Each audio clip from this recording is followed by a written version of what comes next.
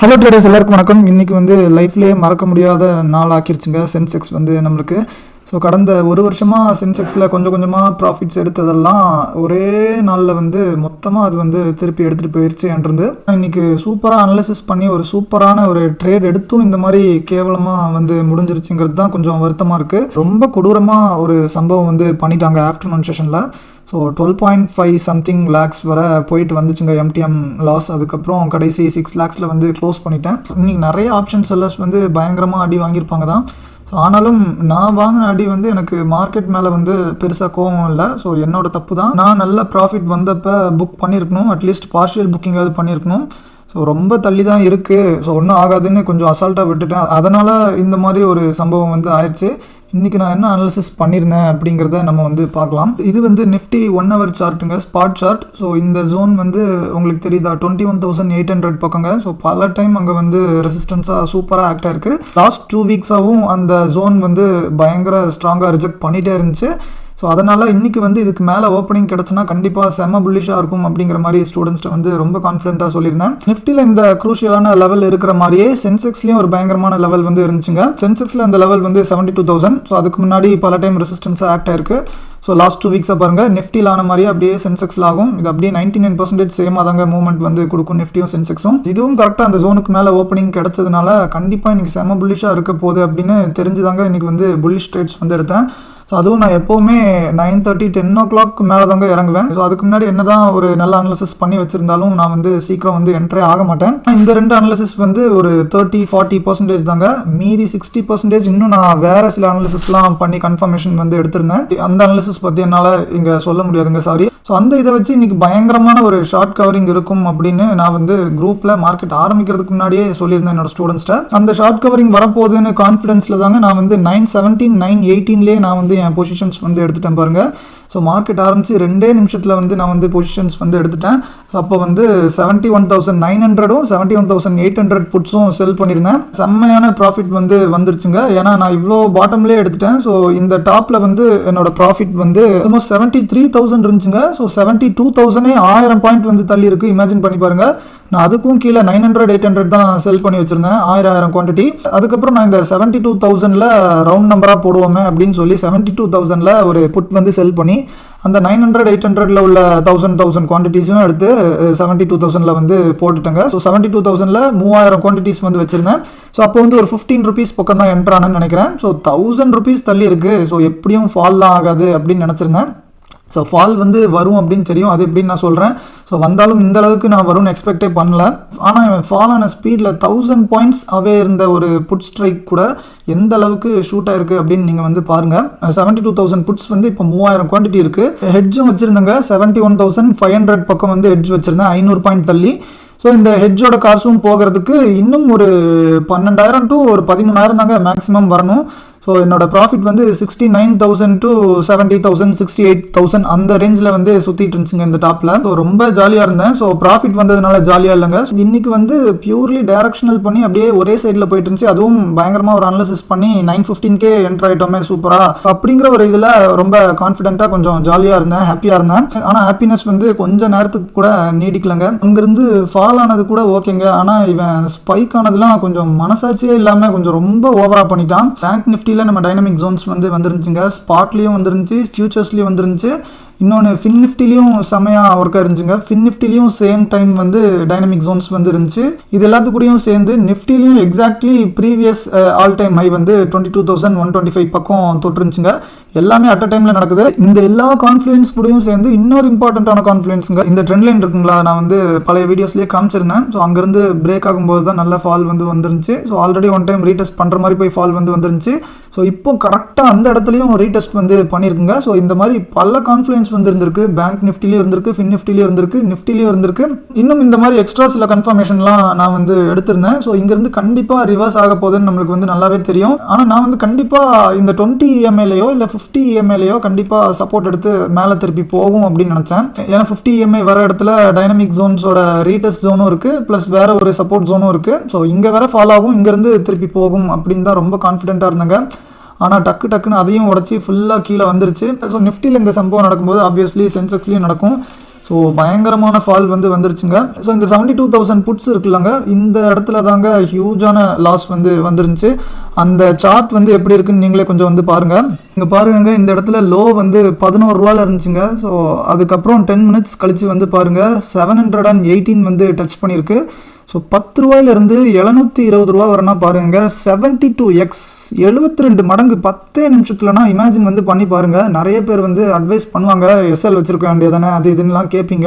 So 1000 points தள்ளி இருக்கிறப்ப எங்க நம்ம வந்து எஸ்எல் வந்து வைக்க போகிறோம். ஸோ அதையும் மீறி இன்னைக்கு வந்து எஸ்எல் வந்து வச்சிருந்தாலும் ஹிட்டே ஆயிருக்காதுங்க. ஏன்னா நிறைய பேருக்கு எஸ்எல்லாம் ஹிட் ஆகாமல் ரேண்டம் லெவல்ஸில் போய் எஸ்எல்லாம் ஹிட் ஆன மாதிரிலாம் சில ஸ்க்ரீன்ஷாட்ஸ் வந்து பார்த்துருந்தேன் ட்விட்டரில். ஸோ இன்றைக்கி நான் எஸ்எல் வச்சுருந்தாலும் தப்பிச்சிருக்க முடியாது தான். ஆனால் என்ன தப்பு பண்ணிட்டேன்னா, இவ்வளோ கான்ஃபிடன்ஸ் வந்து இருக்குது, ரிவர்சல் பாசிபிள் தெரிஞ்சிருந்தா பார்ஷியல் புக்காவது பண்ணியிருக்கணும். ஏன்னா ஒரு 80,000 தான் வரணும்னா அதில் 70,000 பக்கம் ரீச் ஆயிடுச்சு. இன்னும் ஒரு 10,000க்காண்டி நான் வந்து டிகே ஆகட்டும் அப்படின்னு வெயிட் பண்ணி எவ்வளோ பெரிய லாஸ் வந்து ஆயிடுச்சுன்னு பாருங்கள். 10,000க்கு ஆசைப்பட்டு 6 lakhs வந்து லாஸ் ஆயிடுச்சு. 6 lakhs தான் ஆயிருக்கேன்னு சந்தோஷம் தான் படணும்னு நினைக்கிறேங்க. ஏன்னா எம்டிஎம் வந்து 12.5 lakhs பக்கம் போயிடுச்சுங்க. ஸோ அதை வந்து நான் சூப்பராக ஹேண்டில் பண்ணலான்னு தான் நினச்சேன். ஆனால் அதுலேயும் ஒரு பிரச்சனை வந்து ஆயிடுச்சு. இப்போ கேபிட்டல் வந்து பாதி தாங்க யூஸ் பண்ணியிருந்தேன், மீதி பாதி கேபிட்டல் ஃப்ரீயாக தான் இருந்துச்சு. ஏன்னா 2-3 மாதத்துக்கு மேலேயே நான் வந்து கேபிட்டல் வந்து ஃபுல்லாக யூஸ் பண்ணுறதில்ல. ஸோ நிறைய கேபிட்டல் இருக்குது, எப்படியாவது மேனேஜ் பண்ணிடலாம் அப்படின்னு நினச்சேன். 72,000 இன்றைக்கி என்ன பண்ணாலும் எப்படியும் பிரேக் பண்ண மாட்டாங்கன்னு கண்டிப்பாக தெரியும். ஸோ கீழே வர்றப்ப இந்த இடத்துல ஈஸியாக ஸ்ட்ராடில் போட்டு மேனேஜ் பண்ணிடலாம்னு நினச்சேங்க. ஸோ இந்த இடத்துலையும் ஸ்ட்ராடில் வந்து நான் போட ட்ரை பண்ணேன். ஃபர்ஸ்ட் செட் ஆஃப் 1000 வந்து இங்கே வந்து போட்டிருந்தேன். அதாவது 72,000 புட்ஸ் வந்து இருக்கு இல்லையா, இதுக்கு மேலேயே 72,000 கால்ஸும் ரைட் பண்ணி அந்த மொத்த டைரக்ஷனல் இதை நான் டைரக்ஷனலாக இங்கே ஒரு ஸ்ட்ராடலாக மாற்றலான்னு பிளான் பண்ணியிருந்தேன். 3,000 புட்ஸ் வந்து இருக்குது. இப்போ ஒரு செட் மட்டும் போட்டிருந்தேன். ஒரு செட்னா மொத்தமாக 1000 வந்து மேக்ஸிமம் போடலாம். 1000 கால்ஸ் வந்து செல் பண்ணிட்டேன். அதுக்கப்புறம் இதை உடைக்கிற மாதிரி இருந்தால் இன்னும் 2 செட் வந்து 1000 வந்து போடலாம்னு நினச்சேங்க. ப்ரீமியம்ஸ் வந்து ரேண்டமாக என்னெல்லாமோ பண்ணிட்டு இருந்துச்சு. ஸோ 6, 7 lakhs 8 lakhsலேருந்து 12 lakhs சம்திங் வர போச்சு. அதுக்கப்புறம் 5 lakhsக்கு ஒன் டைம் வந்துச்சுங்க. அப்புறம் 2 lakhs வந்துச்சு. அதுலேருந்து திருப்பி 10 lakhs வந்து போச்சுங்க. ஸோ அடுத்த செட் வந்து போடலான்னு ரெடி ஆகிறதுக்குள்ளேயே 1,50,000 ப்ராஃபிட் அப்படிங்கிற மாதிரி காமிச்சிருந்துச்சு. என்னடா இது 1,50,000 ப்ராஃபிட்டா அப்படின்னு நினச்சிட்டு, சரி அப்போ உடனே எல்லாத்தையும் புக் பண்ணிடலாம், 1.5 லட்சம் ப்ராஃபிட்டில் தானே இருக்குது அப்படின்னு சொல்லி புக் பண்ணுறேன். புக் பண்ணுறதுக்குள்ளேயே திருப்பி 6 லட்சம் வந்துருச்சுங்க. ஸோ இதெல்லாம் நீங்கள் லைவ்ல பார்த்தா தாங்க புரியும். லிட்ரலி ஃப்ராக்ஷன் ஆஃப் செகண்ட்ஸில் 12 லட்சம் லாஸ்ல இருந்து 1.5 லட்சம் ப்ராஃபிட்டுக்குலாம் மாறி மாறி வந்துட்டு போயிட்டு இருந்துச்சு. ஸோ நான் க்ளோஸ் பண்ணுற கேப்லேயே திருப்பி 1.5 லட்சம் ப்ராஃபிட்ல இருந்து 6 லட்சம் லாஸ்ன்னு வந்துருச்சுங்க. ஸோ நான் இந்த அளவுக்கு தைரியமாக ஸ்ட்ராடில் போட்டு மேனேஜ் பண்ணலாம்னு நினச்சதே பெருசுங்க. ஸோ போடுறதுக்கும் முன் வந்துட்டேன். ஸோ இங்கே பாருங்கள், ஒரு செட் வந்து போட்டிருந்தேன், அதில் ஒரு 76,000 ப்ராஃபிட் வந்து வந்துருக்கு பாருங்கள் 72,000 கால்ஸில்.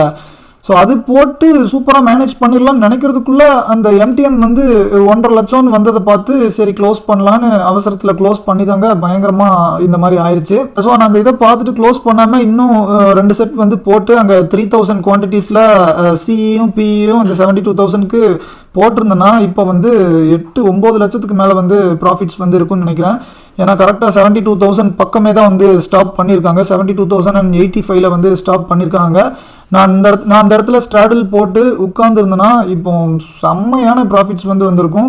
ஸோ அதைத்தான் பண்ணலான்னு நினச்சி பண்ணுறப்ப கூட எந்த மாதிரிலாம் ஆகி நம்ம வந்து இப்படி ஒரு லாஸ்ட்டில் க்ளோஸ் பண்ண வேண்டிய சுச்சுவேஷன் வந்து வந்துருச்சுன்னு யோசிச்சு பாருங்க. எப்படிங்க இருக்கும். நம்ம ஒரு 20,000-30,000 லாஸ் வந்து பார்த்தாலே நான் வந்து பயப்படுவேன்னு பல டைம் சொல்லியிருக்கேன் ஃப்ராங்கா. எனக்கு 12 லட்சம் லாஸுங்கிறது ரொம்ப ரொம்ப ரொம்ப பெரிய விஷயம். என்னோட 1 year ப்ராஃபிட்டாக இருக்குங்க. ஸோ அந்த 12 லட்சம் லாஸ் வந்து ஒரு செகண்டில் போச்சுன்னா எப்படி இருக்கும். ஸோ இன்னும் அடுத்த 2-3 செகண்டில் அப்படியே 20-30 கூட போயிருக்க சான்சஸ் இருக்குது. ஸோ அந்த மாதிரி ஒரு சுச்சுவேஷனில் அது வந்து திருப்பி ரெக்கவர் ஆகி 1 lakh ப்ராஃபிட்னு வரப்ப சரி எதுக்கு ரிஸ்க் எடுக்கணும்னு சொல்லி டக்குன்னு க்ளோஸ் பண்ணணும் தான் தோணும். ஸோ அப்படி க்ளோஸ் பண்ணுறதுக்குள்ளேயே திருப்பி இந்த மாதிரி ஒரு சம்பவம் வந்து ஆயிடுச்சு. என்ன சொல்கிறதுன்னு தெரிலங்க. நம்ம இவ்வளோ சூப்பராக அனலிசிஸ் பண்ணியும் இவ்வளோ சூப்பராக கரெக்டான இடத்துல என்ட்ரி ஆகியும் இப்படி ஒரு லாஸ் வந்து வந்தது நான் ஜென்மத்துக்குமே மறக்க முடியாத ஒரு விஷயமா தான் இருக்கும். இது எப்போவுமே என் ஸ்டூடெண்ட்ஸ்ட்டை வேறு சொல்லிட்டு இருந்தேன் லாஸை புக் பண்ணிட்டு. இப்போ பாருங்கள் கரெக்டாக 72,000 வந்து க்ளோஸ் பண்ணி பயங்கரமாக காண்டை ஏற்றுவான் பாருங்கள் அப்படின்னு சொன்னேன். ஸோ அதே மாதிரி க்ளோஸ் பண்ணி இன்னும் வயிற்றுச்சலில் கிளப்புற மாதிரி இருக்குது. கீழே உடச்சி அப்படி இன்னும் போயிருந்தா கூட சரி எப்பா சந்தோஷம் அப்படின்னு நினச்சி லைட்டாவது மனசை தேத்திருக்கலாம். ஆனால் பாருங்கள் கரெக்டாக அங்கே வந்து நின்னும் நம்ம லாஸ் புக் பண்ணதும் வேஸ்ட்டுங்கிற மாதிரி இப்போ ஒரு ஃபீல் வந்து கொடுக்குது. இனி அடுத்தது என்ன பண்ணுறதுனே சத்தியமாக தெரிலங்க. ஒரு 2-3 months வந்து கேப் விடு அப்படிங்கிற மாதிரி வீட்டில் சொன்னாங்க. நானும் அதுதான் சீரியஸாக கன்சிடர் பண்ணிகிட்டு இருக்கேன். ஸோ ஆனாலும் நிறைய ஃபினான்ஷியல் ஸ்ட்ரெஸ் வந்து இருக்குது. ஸோ நான் வந்து சும்மா ட்ரேட் பண்ணாமல் இருக்கவும் முடியாது, ரொம்ப டைலமாவாக இருக்குது. ஸோ இன்ட்ராடே டோட்டலாக கட் பண்ணிவிட்டு கொஞ்ச நாளைக்கு ஸ்டாக்ஸில் பொசிஷனல் மட்டும் ரொம்ப டைட்டான எட்ஜிங் வச்சு சும்மா சேஃபாக ப்ளே பண்ணலாம் அப்படிங்கிற மாதிரி தோணுது. ஆனால் அப்படி வந்து உட்காந்துட்டு இருந்தாலும் நிறைய கேபிட்டல் ஃப்ரீயாக இருக்கும்போது நம்ம வந்து திடீர்னு எக்ஸ்பைரி வந்து பண்ணணும்னு டெம்ட் ஆக தான் செய்யும். அதான் இப்போ எப்படி கேப் விடுறதுன்னு தெரில. ஆனால் கேப் விடணும்னு ரொம்ப ஆசையாக தாங்க இருக்குது. ஏன்னா இந்த 6 lakhs லாஸ் கூட ஓகேங்க. ஆனால் அந்த MTM வந்து 12 lakhs வரை எப்படி போயிட்டு வந்தது அப்படிங்கிறத கண்ணால் பார்த்தது தான் இப்போ பெரிய பயமாகவே இருக்குது. இந்த 6 lakhs லாஸ் வந்து மேனேஜ் பண்ணிடுவேன் ஏதாவது பண்ணி. ஆனால் அந்த MTM அப்படி ஆனதை பார்த்ததுலேருந்து எனக்கு வந்து ரொம்ப பயம் வந்துருச்சு. இனி திருப்பி ஒரு ட்ரேட் எடுக்கிறதுக்கு எனக்கு ஒரு 6 மாதமாவது மினிமம் டைம் தேவைப்படுங்கிற மாதிரி இருக்குது அந்த பயம்லாம் ஓவர் கம் பண்ணி வர்றதுக்கு.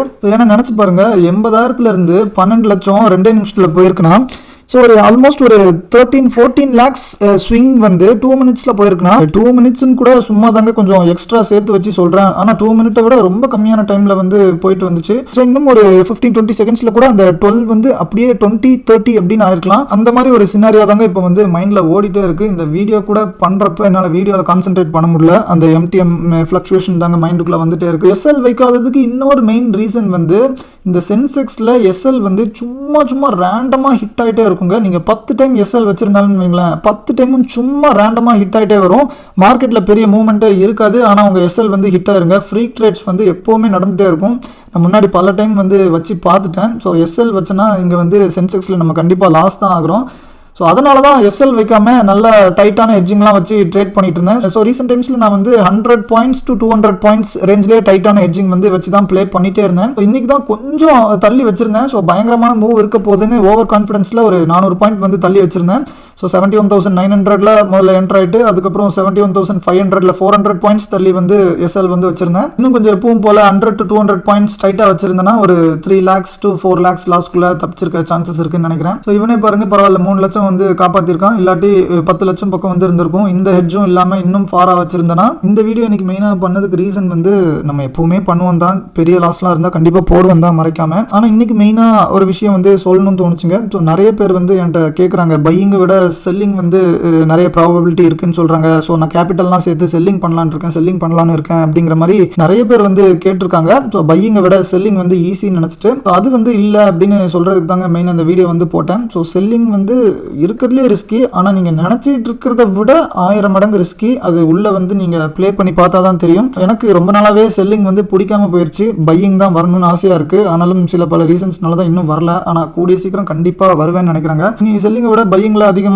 லாட்ஸ் போட்டு கான்சென்ட்ரேட் பண்ணுற மாதிரி ஏதாவது ஒரு ஸ்ட்ராட்டஜி வந்து கிரியேட் பண்ணலாமா அப்படின்னு தான் யோசிக்கிறேன். இல்லாட்டி ஃபுல்லாக பியூராக one and only option buying மட்டும் தான் பண்ணுற மாதிரி ஒரு பிளான் வந்து இருக்கேன். ஸோ அதனால தாங்க நீங்கள் பையிங்கை விட செல்லிங் ஈஸின்னு நினச்சிட்டு நிறைய பேர் அந்த ரீசனுக்காக நீங்கள் வந்து ஆப்ஷன் செல்லிங் சூஸ் பண்ணாதீங்க. ஸோ இதோட ரிஸ்க்ஸ் எல்லாமே தெரிஞ்சு உங்களோட மென்டாலிட்டியும் நீங்கள் வந்து புரிஞ்சு பையிங் செட் ஆகுமா செல்லிங் செட் ஆகுமா நல்லா டிசைட் பண்ணிட்டு அதுக்கப்புறம் வாங்க. ஸோ பையிங்லையும் சூப்பராக பண்ணலாங்க. ஸோ கொஞ்சம் டிசிப்ளினும் ஒரு செமையான ஸ்ட்ராட்டஜி இருந்தால் பண்ணலாம். ஸோ நம்மக்கிட்ட நல்ல ஸ்ட்ராட்டஜி இருக்குது, ஆனால் டிசிப்ளின் இல்லாத ரீசன்ஸ்னால தான் நான் வந்து பையிங் பெருசாக பண்ணல. ஆனாலும் அப்பப்போ பண்ணுறேன், சின்ன லாட்டில் தான் பண்ணிட்டு இருக்கேன். ஸோ அதை எப்படி நம்ம அடுத்தது பெரிய லாட்டில் பண்ணி ப்ராக்டிஸ் பண்ணலாம் தான் இப்போ வந்து யோசிச்சுட்டு இருக்கேன். ஸோ ஏன்னா நம்ம எவ்வளோ பெரிய லாட் போட்டாலும் பையிங்கில் வந்து நம்மளுக்கு தெரிஞ்சிருங்க, மொத்தமாக வலிச்சு நக்கிட்டு போனாலும் இவ்வளோதான் லாஸ் இன்னைக்கு அப்படிங்கிறது நம்மளுக்கு வந்து தெரியும். ஆனால் இங்கே எவ்வளோ லாஸ் ஆகும்னு தெரியாது. அன்லிமிட்டெட் லாஸ் இருக்கிறதுனால இது வந்து ரொம்ப ரொம்ப ரொம்ப ரொம்ப ரிஸ்கி. ஸோ பிகினர்ஸ்லாம் ஆப்ஷன்ஸ்க்கே வராதிங்க. அப்படி ஆப்ஷன்ஸ்க்கு வந்தாலும் செல்லிங் பக்கம்லாம் வராதிங்க. செல்லிங் பக்கம் வாங்க, தப்பு இல்லை. ஆனால் பையிங்கை விட செல்லிங் ஈஸி அப்படின்னு நினச்சிட்டு அந்த ரீசனுக்காக நீங்கள் வந்து வராதிங்க. இது எந்த அளவுக்கு கொடூரமானதுன்னு தெரிஞ்சுக்கிட்டு நீங்கள் அதுக்கேற்ற ஒரு மைண்ட் செட்டில் ப்ரிப்பேர் ஆகி வாங்க. ஸோ பையர்ஸ் இன்னைக்கு நிறைய பேர் சூப்பராக ப்ராஃபிட் பண்ணியிருக்கலாம். யாராவது ஹியூஜான ப்ராஃபிட் பண்ணியிருந்தேன்னா ரொம்ப சந்தோஷம். உங்களோட எக்ஸ்பீரியன்ஸை ஷேர் பண்ணுங்க. அதே மாதிரி செல்லர்ஸ் யாராவது ஹியூஜான அடி வாங்கியிருந்தாலும் மறக்காம ஷேர் பண்ணுங்க உங்களோட எக்ஸ்பீரியன்ஸை. நான் நெக்ஸ்ட் ஃபியூ டேஸ்க்கு வீடியோ போடுவேன்னா என்னன்னு எனக்கு தெரியலங்க. இன்னும் யோசிச்சுட்டு இருக்கேன் அடுத்தது என்ன பண்ணலாம் அப்படின்னு. நான் ட்ரேடிங் வந்து பண்ணனா நான் வந்து கண்டிப்பாக வீடியோஸ் போட ட்ரை பண்ணுறேன். ஸோ ட்ரேடிங் பண்ணலன்னா நான் வந்து யூடியூப்பில் பெருசாக ஆக்டிவாக இருக்க மாட்டேன்னு நினைக்கிறேங்க. ஸோ அதனால் நம்மளை வந்து மறந்துடாதீங்க, அன்சப்ஸ்கிரைப்லாம் பண்ணிடாதீங்க. ரொம்ப கஷ்டமாக தாங்க இருக்குது. உங்கள் எல்லாருமே கொஞ்ச நாள் மிஸ் பண்ணுவேன்னு நினைக்கிறேன். முடிஞ்ச அளவுக்கு நான் எல்லாத்தையும் சீக்கிரம் ரெக்கவர் பண்ணதுக்கப்புறம் நான் மென்டலி கொஞ்சம் ஸ்டேபிள் ஆனதுக்கப்புறம் திருப்பி நம்ம எல்லாரும் ஒரு நல்ல வீடியோவில் சந்திக்கலாம். நன்றி.